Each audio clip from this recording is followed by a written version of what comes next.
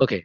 I see that what the question is saying. The question is saying that there's a substance, compound W, which has a molecular formula C4H10O. It contains one functional group. ये बहुत important बात है that it has only one functional group. Okay. अच्छा, सबसे पहले इसका MR calculate कर लेते हैं. Can you tell me the MR of this C4H10 and O? 74. O will be the 16, it's 10, and it will be the 48. Okay. It will become 74. 7. Means the 74 is the maximum peak for us. सही है. 74 is basically the Okay. maximum peak for us. Okay, in the m upon v values में जो हमारी maximum peak आएगी that will be the 74. सही है. अच्छा, अब देखो यहाँ पर इस फर्स्ट पार्ट में हमने कल इसको एक रफली आइडिया से बिना कैलकुलेशन सॉल्व किया, इसको कैलकुलेट करना पड़ेगा हमें. The point is that the m upon e value is basically the 74 here and 75. The relative abundances value is the 50 and x. अब इस पॉइंट पे we will be using a formula. अगर कभी भी सवाल ऐसा आ जाए that the relative abundances were given there or they will be asking you that to calculate a relative abundance of any particular peak or any particular value है fragments के बारे में, सो हमें एक फॉर्मूला यूज करना पड़ता है. सबसे पहले इसको हम कंसिडर करेंगे एज एम पॉजिटिव. ओके. और इसको कंसिडर करेंगे m plus one positive. You got it. M positive and m plus one Yes. Positive है. यहां तक बात समझ में आ गई. जब भी दो फ्रेगमेंट्स के ऊपर बात की जाएगी, Yes. m positive and m plus 1 positive. Now we will be using a formula. They are saying that to calculate the abundance x at the peak 75. Obviously बात है भाई 74 mr है सब्सटेंस का, तो 74 से ऊपर पीक नहीं जाएगी. समझ गए. 74 से ऊपर पीक नहीं जाएगी. तो Okay. अब हमारे पास बेसिकली क्या होगा भाई, हमारे पास हमने वैल्यूज कैलकुलेट करनी है. The formula is n is equals to 100 divided by 1.1 multiplied by relative abundance m plus 1 positive divided by relative abundance m positive. Now what is the n? N is basically the carbon number. N is basically what? The carbon number here for us. N is basically what? The carbon number here for us. Is it clear? हमारे पास कितने carbons हैं Yes. Question में? The formula what 4. exactly, that's we will be putting the value 4 here. It's 100, it's 1.1, and the relative abundance for m plus 1 is basically the x. Relative abundance of m positive is basically the, 50. it's basically the 50. Exactly, that's good. अब calculate करके answer निकालो and do tell me.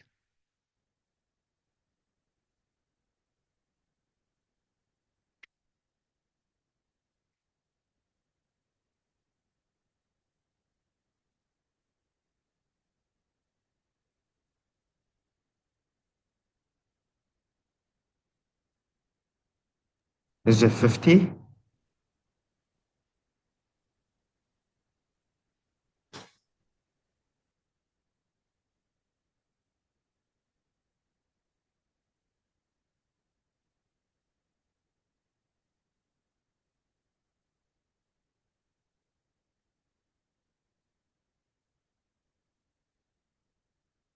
Sorry, 2.2.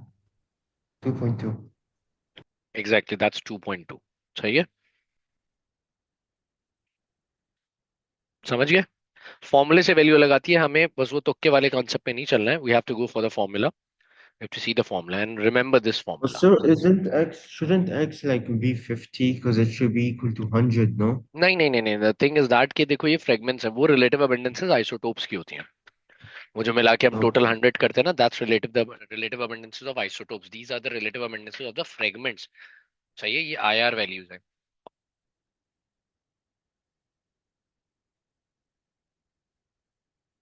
Got it. Yes. अब वो हमसे कहते हैं कि भाई तो मास स्पेक्ट्रम ऑफ डब्ल्यू है, we have to go for it and go for these two values. जब ये 29 के और 59 के है, देखो 29 is very much clear for us के 29 याद रख लेना. C2H5 पॉजिटिव होता है 29, गॉट इट?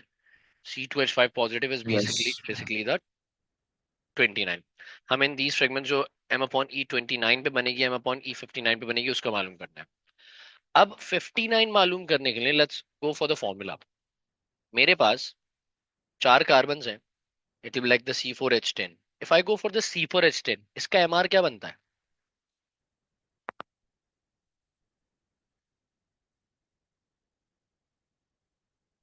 58. 59 से तो नीचे है ना, तो ये तो नहीं हो सकता। अब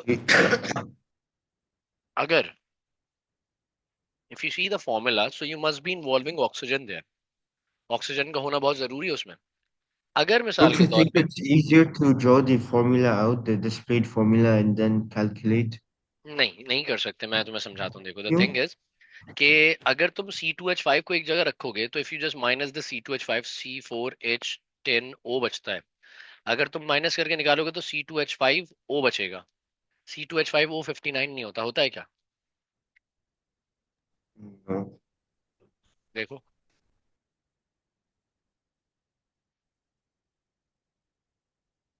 if you वांना go for the formula ना, कि मॉलिक्यूलर फॉर्मूला में से सिंपली जो एक फ्रेगमेंट निकला उसको माइनस करके निकाल ले, तो ऐसा नहीं होता। ये जो एक्स आया ना, But then ये एक्स I've में क्या है? always used that thing, like that नहीं method. नहीं नहीं, देखो अगर तुम डायरेक्टली ऐसा कर रहे हो कि C2H, मैंने यही कहा ना भाई आपसे कि भाई हमने C4H10 was the actual formula, इसमें मैंने C2H5 निकाल लिया एक, तो पीछे क्या बचा मेरे पास? C2H5O बचा। C2H5O तो बनेगा ही नहीं ना, 59 बनता है क्या? 12 to the 24 plus No, 5 plus 16, is it 59? it's 45. तो ये आंसर करेक्ट नहीं हुआ ना बेटा। फिर हमें चेक Mm-hmm. करना पड़ता है, इसके लिए हमें काम करना पड़ता है। लेट्स से C4H10 मैंने देखा है उसके अंदर ऑक्सीजन भी था, तो there is a functional group as well there, so I need to involve the oxygen. जैसे ही मैं ऑक्सीजन इन्वॉल्व कराऊंगा, मॉलिक्यूल में से कार्बन कम हो जाएंगे। It's like C3H10O positive. अगर इस फ्रेगमेंट का MR निकालते हैं तो क्या बनता है?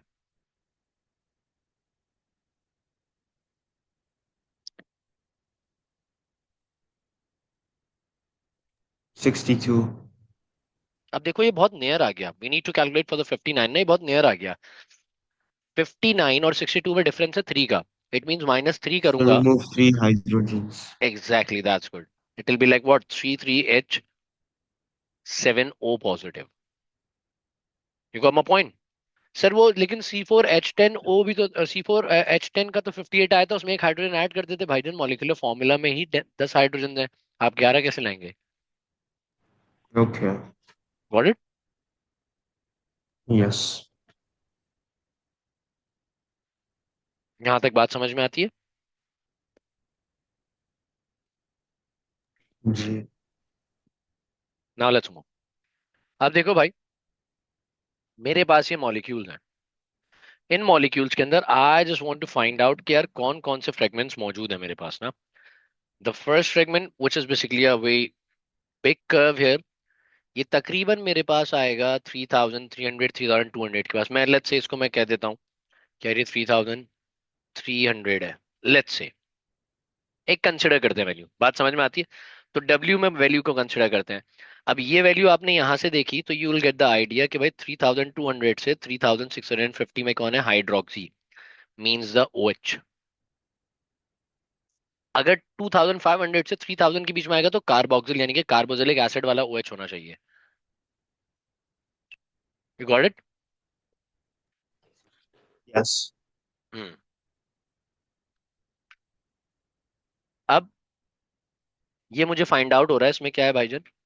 अल्कोहल है, and that is basically the, ये मैंने अपने पास नोट डाउन कर लिया अपनी ईज के लिए, मैंने अपने पास नोट डाउन कर लिया, सही है?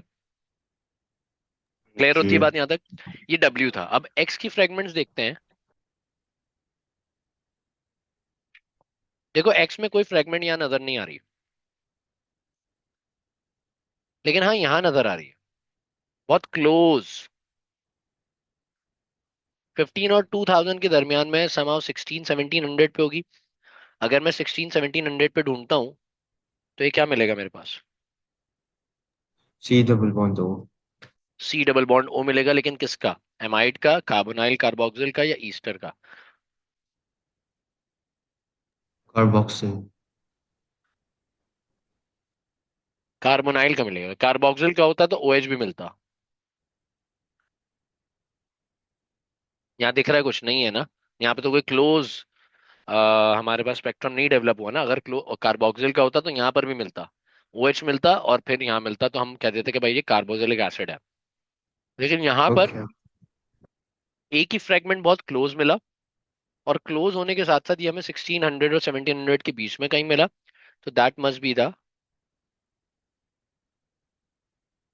कार्बोनाइल। कार्बोनाइल से मुराद बेसिकली क्या हो गया मेरे पास?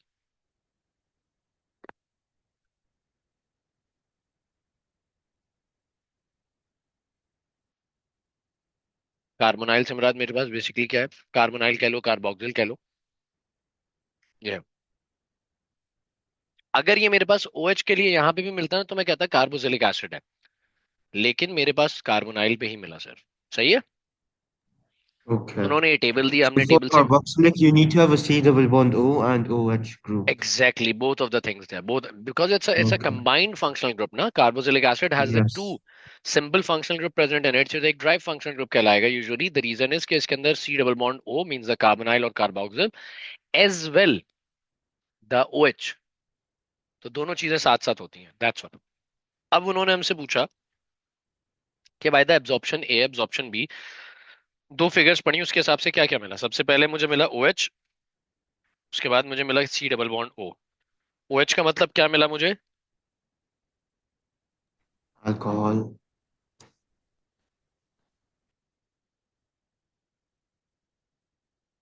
हाइड्रोक्सिल। और C double bond It's O the मिला same तो क्या? as alcohol, right? Yes, exactly. But alcohol is the name of a functional group. Actually, the name of a family. It's Hydroxyl is asking for the functional group. hydroxyl is used for the functional group actually. Okay. अब देखो carbonyl का मतलब क्या हो सकता है? Ketone. M right? Ketone हो सकता है हमारे पास यहाँ पे। G or aldehyde. Yes, ketone.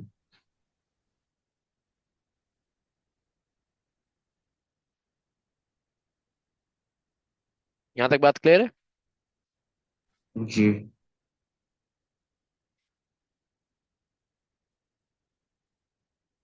Carbonyl आ गया। यहाँ एक मार्क मिल जाएगा मुझे।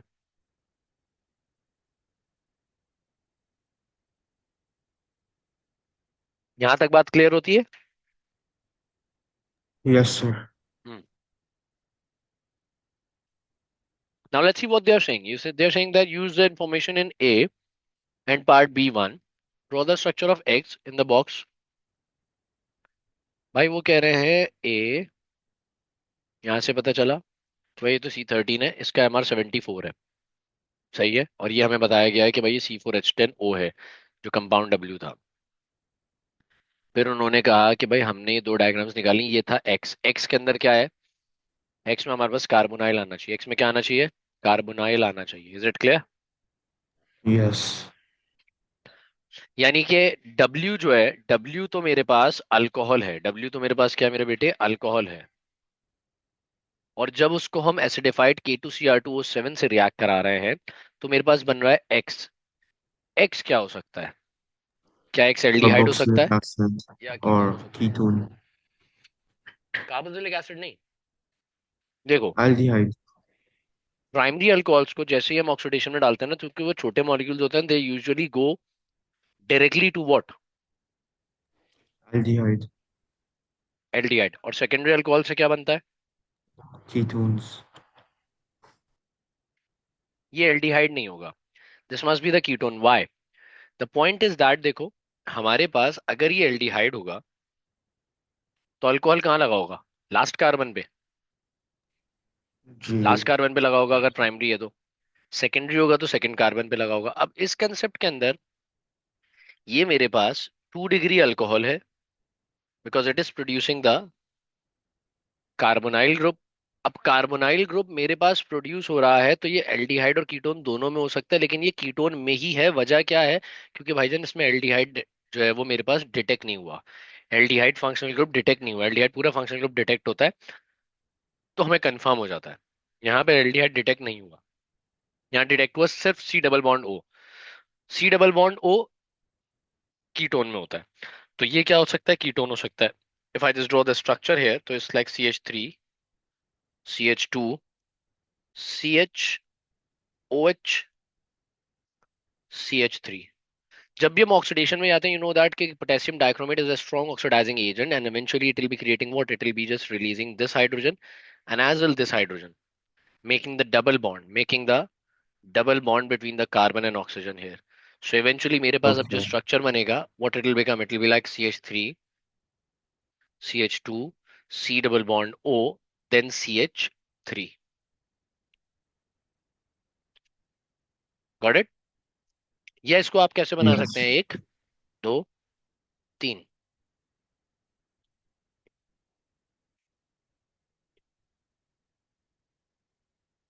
by both of ways you can draw it. Okay, Okay.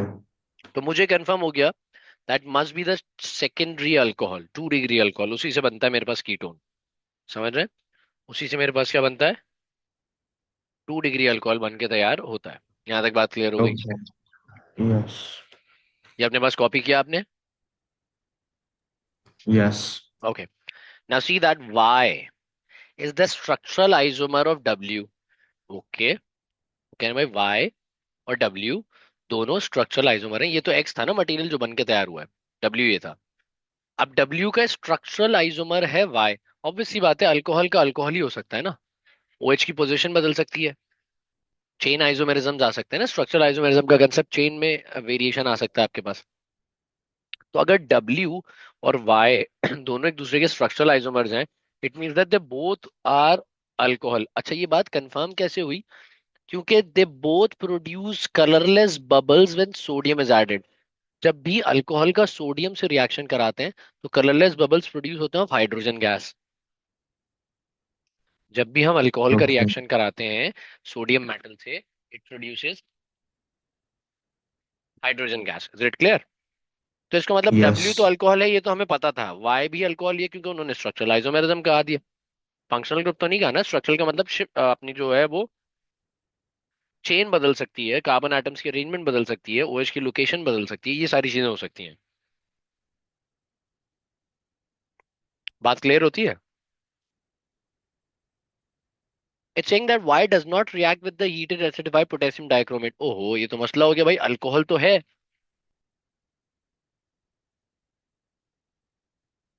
Alcohol तो ये है, लेकिन That means alcohol, it's tertiary. Exactly that's right man, this is the tertiary alcohol, this is what, this is basically the tertiary alcohol here. Okay, and why does not react with a warmed alkaline iodine?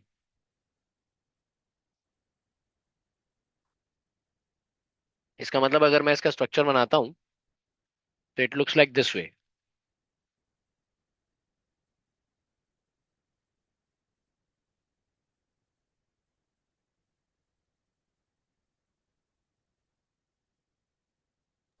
Why doesn't it react with alkaline iodine? क्या कह रहे हैं? Because it has a C. Why does it not react with alkaline iodine since, but it has a functional group okay, next to a methyl for group? For this thing just give me a minute, मैं तुम्हें एक छोटी सी चीज दिखाता हूँ। I guess हमने लिखी थी but you are not remembering that. एक minute.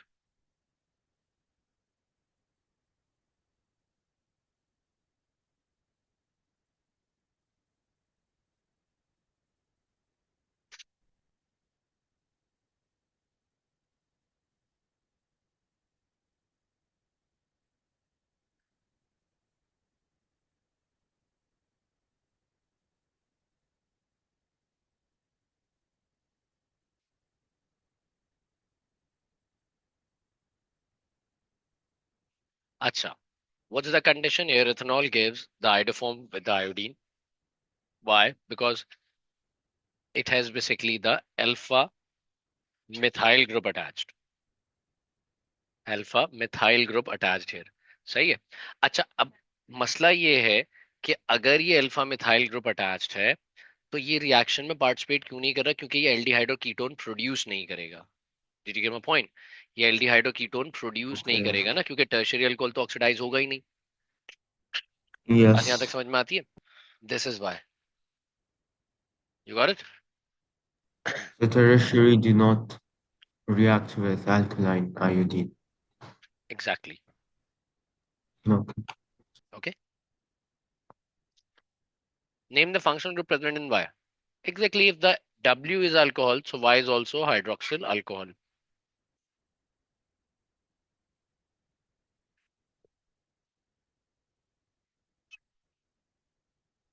As I told you that when the sodium reacts with the alcohol molecule, it will just take the hydrogen out.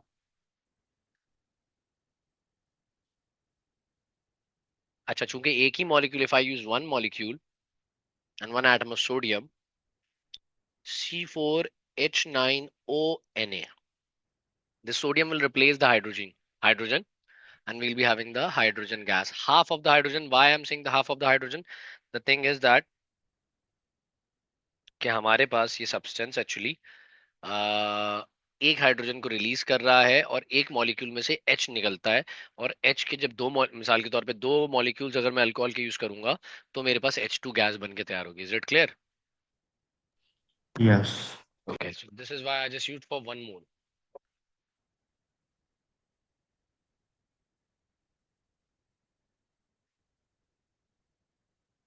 Now they are asking about the structure.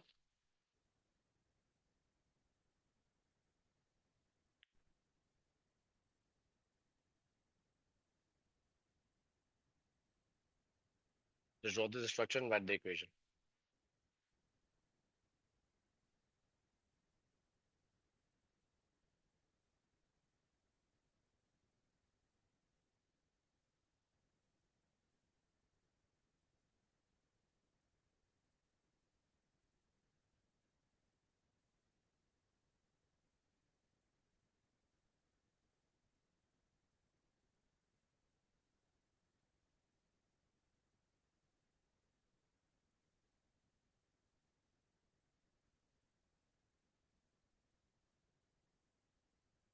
सवाल ये है ना कि sir iodoform test का जो main condition हम alcohols में पढ़ते हैं, that's basically the alpha carbon must be having a methyl group. तो अगर इस स्ट्रक्चर को आप गौर से देखें, this is basically a functional group and this is the alpha carbon. Alpha carbon has three methyl groups, but it never goes to the iodoform test. Why? You know why? The thing is lack of alpha hydrogen है यहाँ पे। Here we have the lack of alpha hydrogen. Alpha methyl वाली condition के साथ साथ alpha hydrogen की condition भी mandatory है। Okay, alpha Can you methyl के please साथ साथ explain again? I told Please you that explain in the alcohols we used to say that those alcohols will go to the iodoform test which have alpha methyl group attached. This is the alpha carbon. These all, the identity of these carbons are like what? The beta carbons, huh? The carbon which is directly attached with the alpha carbon is Yes. considered as the beta carbon. The point is that if alpha carbon is attached with these three carbons, so these are the beta. If I find these carbons in the shadow of the identity of this alpha carbon, so they are considered as the alpha methyl. The group, particular group attached to the alpha carbon is known as the alpha. Means the hydrogen is attached is known as the alpha hydrogen. Methyl is attached, it's known as the alpha methyl. Is it clear? So it's completing the condition for the alpha methyl, but the main another main condition which is left here for the tertiary alcohol is no a- alpha hydrogen is present there. Okay. This ethanol will give the iodoform test positive. Why?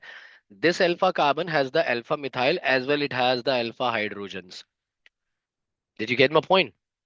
This Yes. alpha carbon has the alpha methyl, but it also has what? It also has the alpha hydrogens also present there. This thing will be clearing me that this substance will go for the iodoform test. And this is the final structure for the molecule we have here, which is named as Y. Okay. Okay. I guess now the question is clear.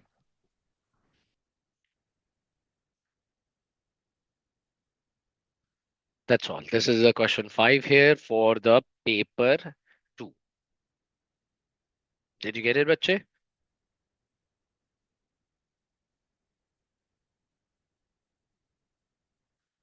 Ryan, any questions? No. सही है. So this is the main thing बच्चे which we need to do. देखो question के अंदर we have many minor points which you need to understand and which you need to see. Okay? Yeah.